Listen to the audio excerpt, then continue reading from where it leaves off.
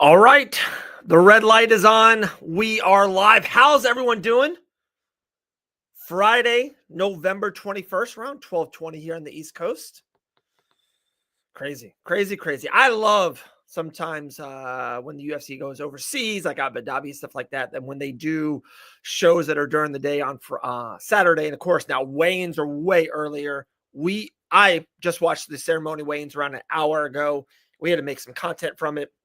Because the big reason, Arman Tsarukyan wanted to headbutt Dan Hooker. Our main guy, Ian Parker, threw up a tweet, and go check it out. Good follow, by the way. Really good on mixed martial arts betting, does stuff for ESPN, MMA, all that.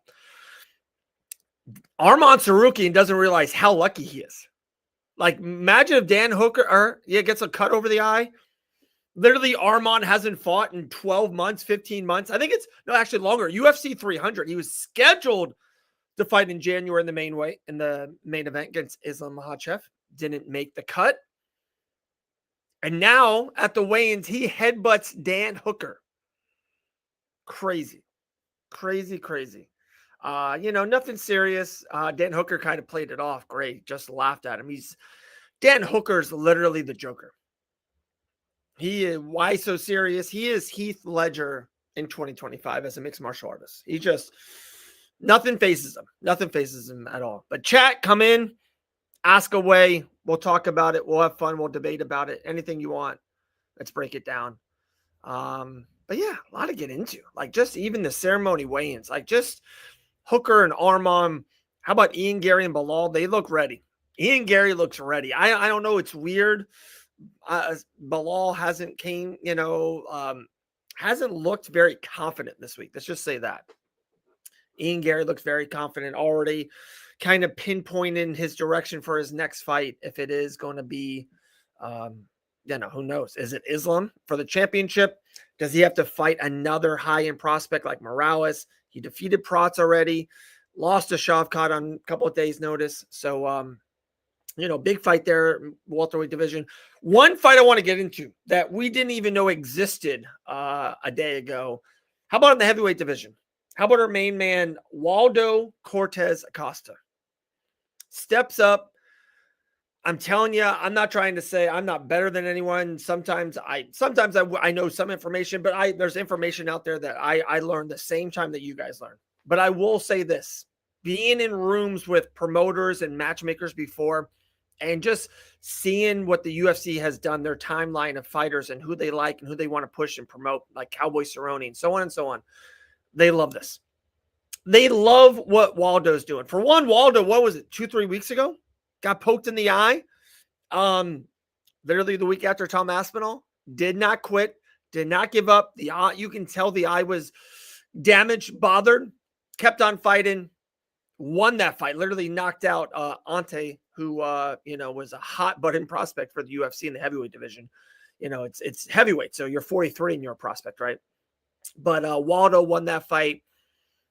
You can see even a couple of days later, he showed pictures of his eye all messed up. So wild. And now another top 10 opponent. Like I said, a day or two notice, he flew. Literally, guys, the weigh-ins were happening. The weigh-ins were open. I literally think Arman Tsarukyan weighed in before Waldo hit the ground in Qatar. Like insane. This insane. And I know it's heavyweights, and I know what people are going to say. You didn't have to cut weight and stuff of that nature. But come on, sometimes you're in shape and not in shape, and you know what I mean. Everyone, even us normal folks, sometimes there's good weeks and good weekends. You know what I mean. When we have a kid's birthday party at the beach, some of the dads, we trim down on McDonald's or Taco Bell for the week. Come on, guys. We're all grown-ups here, right? We all grown-ups. So just shout out to Waldo making the weight, taking on the fight, because it's hard out there. If you lose, you lose. All right. We'll definitely do the chat.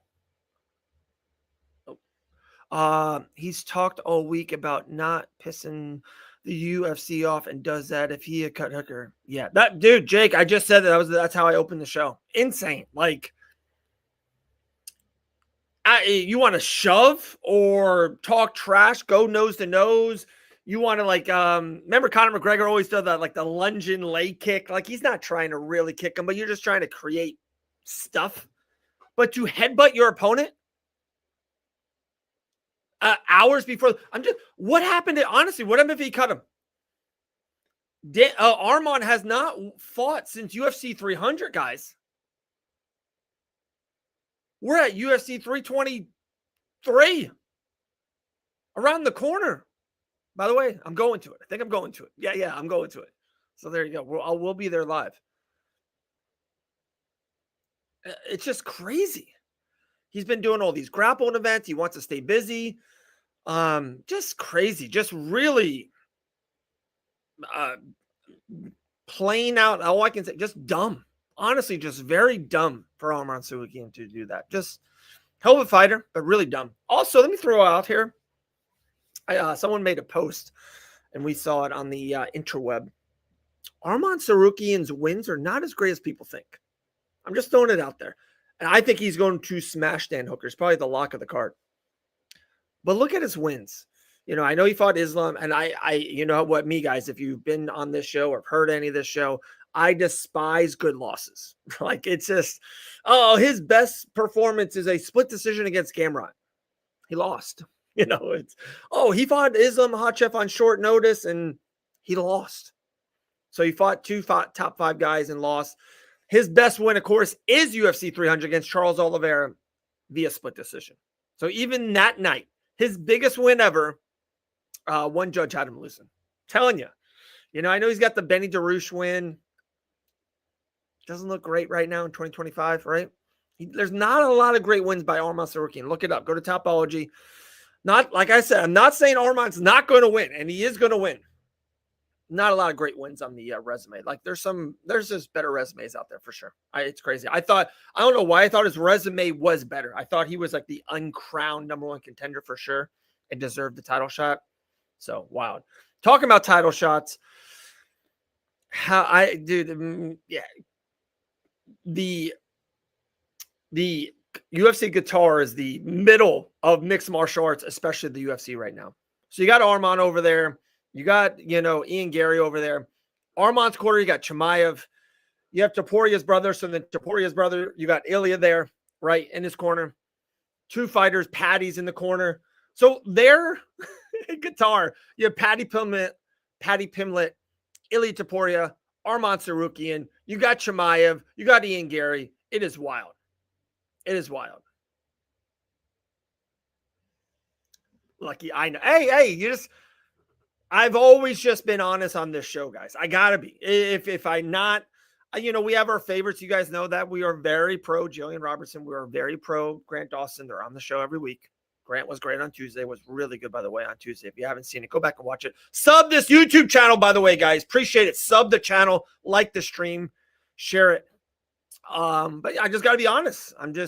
It was dumb. And I think even L will say that as well.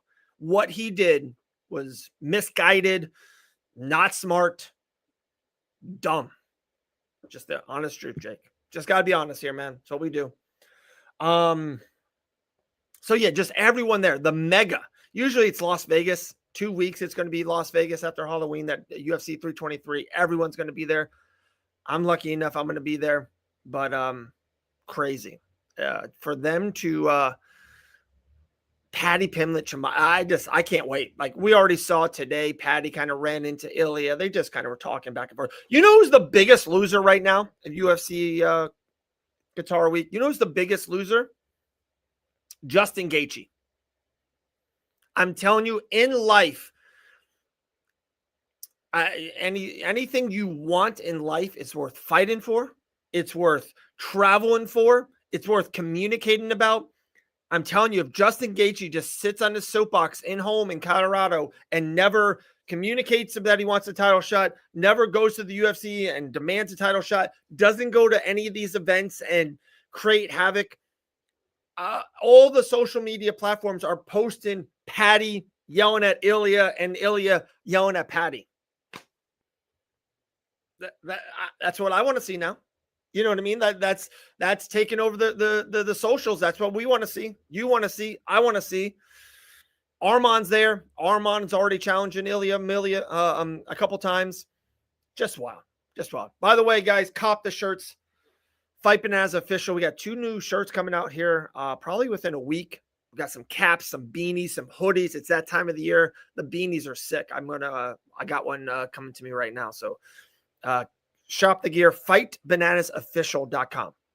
Fightbananasofficial.com. It's got a whole shop. We try to help you guys on shipping, man. We're not charging on shipping. It's like, I think it's $3.95. If you get a hoodie, the max ship, if you get like a hoodie and a shirt, it's like $4.95. We don't want to charge you guys shipping. Like other brands will charge you $10. And if you want it, you're stuck with it. We don't do that. We're for the people. All right. There's one from John. If Dan Hooker beats Arman somehow, who would they give the title shot to? Him or Patty? Or would they do a title eliminator? Great question, John. Appreciate the chat, my man. I think it's Patty. I honestly think it's Patty. There's just too much positive momentum. There's just too much history. It's a big payday. It's a nice poster. The rivalry, they're going to be on Paramount Plus. I don't know if it's January anymore. I really thought that was going to be 100% the first one for Paramount Plus was going to be January. It was going to be Ilya headlining it. I don't know. They haven't announced it. Nothing. We're less than a week away from Thanksgiving. We are 2 weeks away from you. Yeah, we're literally 15 days away from UFC 323. UFC 324 is next. We don't have a main event. We don't have any fights on the card. We know it's going to be in Las Vegas. We don't have anything. So they got to get on that. They got to get on this soon. What's scaring me about it, the more and more it gets closer and closer and closer, and these lightweights, these big guys like Patty and Ilya have to cut weight. I think we're going to get Gon and Aspinall too. They're big. If they didn't take a lot of damage, if Aspinall's eye is good and ready, I think the UFC might start that Paramount Plus deal with heavyweights, with the heavyweight championship on the line. So, we'll see. But great question. I think Patty gets the title shot. But like I said, Justin Gaethje's he's got to do something. He's got to make a statement. He's got to come out. He's got to fly to Qatar himself. He should be in the octagon, climbing the cage like Mick Foley, Hell in the Cell Undertaker. That's what you got to do. Oh, my main man Terry. What's up, Terry? Your thoughts on Silva and Tyron boxing? Yeah, I saw that today. So Anthony Joshua and Jake Paul, December 19th, Miami, Florida. I'm going to be there as well. Fight Bananas will be in the building. Can't wait for that. All happened in Miami. Today they announced like the undercard. 5 fights. 3 of them are female fights, by the way. But probably the one, especially in our genre, that really caught our eye. Great question, Terry. Appreciate you. Anderson Silva versus Tyron Woodley. If you guys remember a couple weeks ago, December 5th, I think this 2 Saturdays coming up was going to be Jake Paul versus Tank Davis, and the co-headliner was Anderson Silva against Chris Weidman. The news out there, Ari Hawani said Chris Weidman got hurt during training and is not going to be able to fight. So they got Tyron Woodley to step up. And I am different than most people. And like I said earlier with my main man, Jake, I can only be honest and genuine. I love it for both these guys. It's a good payday. Anderson Silva, what he did for us in the UFC middleweight division for 6 years. However that man makes money in the future, I'm happy with it. That guy gave me numerous of highlights and fun and probably didn't get paid as much as he should have. And now he's kind of cashing in. Yeah, I know he's older. I know it's not going to be a great product. But if they're making money and they're happy, I'm happy. All right. Hey, man, Jake. Jake's the man, dude. They should really have Ilya versus Patty in Madrid in the summer. 90,000 crowd, even if Dana doesn't like stadium fights. Jake, I agree with you. You got me. I'm not the biggest stadium guy either. Well, let me say this. I understand where Dana White is coming from. It's hard to see. The sound goes away. I get it. But they never do them. So if they did one like a year or one every other year, like we just saw Canelo and Crawford, it's so cool. It's so big. It's so unique. It's so different. If they just did one every once in a while, like I said, once every 15 months, you know what I mean? Once every 20 months, it would be just epic. And it would be different. It would be so much different from the ordinary, PLEs, if you want to say, on Paramount Plus, that it would be cool. It would. I would be pretty mind boggled if we didn't see Ilya Topuria before the summer, though, right? Like Ilya fought, when was that? Was that June or July when he defeated Charles? Yeah, it was International Fight Week. I think it was July. I got this Coke over here. Dude, anyone try this? It's the holiday Coke. So good. So good. Oh, man. Turning into Grant Dawson drinking all these Cokes now. But yeah, no, I love the idea of it. I hope we see Ilya beforehand. And I honestly wouldn't mind if they did, just if Arman smashes Dan Hooker. Just say he smashes him. I think he is. That's my prediction. So if my prediction is true, the minus 500 betting favorite smashes Dan Hooker. Even if they flip those guys quick and did it in January, headlined Arman and Ilya for the lightweight championship, first PLE. And then in the summer, they gave us Patty and Ilya. But that means Gaethje's done. If they do that, that means Gaethje's probably his last fights. He already fought in the UFC, which is, I don't want to say sad, but just like, man, kind of stinks. I wish Gaethje would fight someone else, but he's kind of standing on business for the title shot. Dying here. I got a water in the car, but I don't want to leave the stream, but I might have to. All right. I have all these notes over here. So everyone's there in Qatar, the weigh-ins, Woodley Silva, Terry, appreciate that. If Arman wins, we'll talk about that in a second. Justin Gaethje. Oh, okay, here's another thing.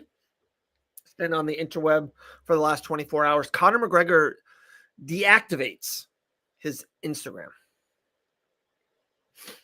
Some people are going to say, and I get it. Some people are going to say, I don't care. Who cares? That's the most millennial thing ever. And if you say that, I get it. I understand. However, with him doing that, to me, that is very positive for Conor McGregor fighting in the UFC octagon one day again. It is. That means he's, trying get his head back on the straight. You know what I mean? Trying to get locked back in. Trying to train. When you have that big of a following on Instagram and everyone's trying to talk to you, ask you to come party, sell you this, bare knuckle that. That's if Conor McGregor deactivating the IG, it's something. It's not everything, but it's something. So there we go. Waldo Cortez. I love that. Talked about that. Oh, okay. Another one. I said this guy's name, but I didn't talk about it here. Chimaev, Kazim Chimaev. It's kind of this morning. I think he was doing some kind of interview over there because he's in the corner of Arman Tsarukyan. And Kazim Chimaev says he had a little foot surgery. I think he had it a couple weeks ago. I think I heard it, but it's Chimaev. It's hard to understand sometimes. He had a minor foot surgery, and they said he's out. So out December, we knew that. But we don't know who's headlining the February card or March card or April card. I think they said he's out to April or past April. So January, February, March, April, the first quarter. You know what I mean? Chimaev is definitely out, and he's looking like it's May of 2026 is his first title defense against who knows? There's a couple different options. We'll see the direction that UFC wants to go, but Chimaev is a little bit banged up, so we'll see him back in May of 2026. So there we go. Guys, any in the chat, any questions, any takes, any predictions? The card is so cool, man. Like Haraguchi's on the prelims buried in there. Dalby is always fun. He's in the prelims. Just a really, really good fight night. It's really cool. The first heavyweight, Denzel Freeman. I was lucky enough to be covering an event for the PFL Challenger Series, which is the Dana White Contender Series for the UFC. Denzel, pronouns, was at that event fighting for the PFL, won. They didn't get a contract, so he didn't really get into the PFL system. But he's a big guy. He's a strong guy. I know he served our country, and I really apologize on this. He was a Marine or part of the Army. Great guy, good smile. And he's this is the first time I'm seeing him in the UFC. So he's the very first fight of the night. So a ton of power, definitely raw, but that was a year and a half ago. So maybe he's got some good training then, two years ago, Yeah, just happy that he's fighting in the UFC, and you never know. The heavyweight division. Walter Walker, Waldo Cortez Acosta, like these guys, the 3 wins and you're in the top 10. It's just what it is now. And especially younger guys. I think he's in his late 20s, early 30s. So if he can do it, he's got potential. So that's the first fight of the night. And then just that main card, the co in the main event is just, those are pay-per-view type of fights, pay-per-view type of. Imagine if Ilia Topuria tore his ACL 2 weeks ago. Dan Hooker versus Arman is a vacant championship fight. And that could headline a pay-per-view. We've seen worse. We've seen worse, right? And then you got Ian Gary and Bilal Muhammad for the co-main event. We've seen worse. So I'm telling you, really, really good fight night. That's tomorrow morning. I don't think we're going to do anything live for it. Saturday during the day, it's just hard. A lot of family stuff. Week before Thanksgiving. So we're, Christmas times here. We're busy. The Van Hawkins are busy. But we might do something. We might, maybe afterwards, I might come on just to do a quick little recap, especially if we see anything wild. I would assume Ilia Topuria is going to be inside the octagon one way or the other, right? But crazy. Yeah, it's Arman wins. He fights Ilia Topuria. If Dan Hooker wins, it's probably wild. He probably doesn't fight Topuria next. They probably do. They probably definitely get into the Patty fight and somehow beg Justin Gaethje to do a fight. Or maybe how about Dan Hooker versus Max Holloway BMF? And that could be a legitimate number 1 contender fight, probably. So a lot of stuff to get into, guys. We appreciate it, like always. Make sure to sub the channel, buy the new merch. We got sailor rope hats, trucker hats, beanies, hoodies. Got the shirts, black and white. I got the Dave Van Auken shirt there. It's all color. The DVA shirt's awesome. It's got 14 colors. Jake, I said this 2 months ago. They're a bigger weight. I love this. They're the bigger weight. I also think Bilal Muhammad out of the 4, Bilal Muhammad out of the 4 is the only defending or reigning, like a past UFC champion. And then this is my take, and I think I'm pretty strong on this. Out of those 4 guys, Arman, Hooker, Bilal, and Ian Gary, the biggest star out of the 4 is Ian Gary. So you have a bigger weight fight with a past champion with the biggest star. And that's not the main event. Why? There's always reasons. There's legitimate stuff behind everything with the UFC. The UFC is a $1 billion corporation organization. They know what they're doing. They think that Arman is next. He's going to win the main event, and they will go off the feed like WWE. They'll go off with Arman and Ilia talking trash. And then at the post-press conference, they match up. They say, hey, January 14th, first pay-per-view in the Paramount Plus era. The main event for the UFC lightweight champion. Ilia Topuria will defend his title against its arch nemesis and the man we just saw dominate Dan Hooker, Arman Tsarukyan. That's why.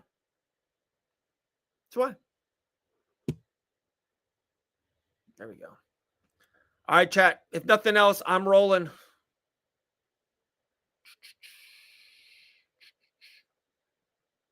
Cop the shirts, guys. FightBananaOfficial.com. We appreciate it. We really do. I think next week we might do a giveaway for Thanksgiving. I think we're going to give away a shirt or a beanie for Thanksgiving. So we appreciate it. Guys, you guys are the best. Sub the channel. I probably will see you guys tomorrow. Definitely a recap. I think if something, we get something big. I think if Ian Gary wins or Arman, it's ginormous and sets up the division, and it'll be big news. So, all right, I'll see everyone tomorrow. It's Friday, November 21st. Dave Van Auken, Fight Bananas. Sub the channel. Man, we appreciate you guys. We'll see you later.